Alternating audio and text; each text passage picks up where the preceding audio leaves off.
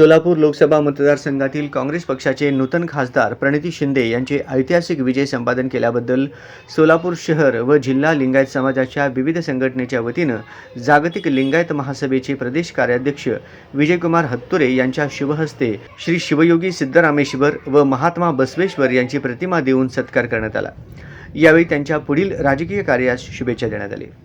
सत्काराला उत्तर देत खासदार प्रणिती शिंदे म्हणाल्या, मंगळवेढ्यातील महात्मा बसवेश्वर आंतरराष्ट्रीय स्मारकाचा प्रश्न मार्गी लावणार असल्याचे अभिवचन त्यांनी दिले। समस्त लिंगायत समाजाचे त्यांनी आभार मानले।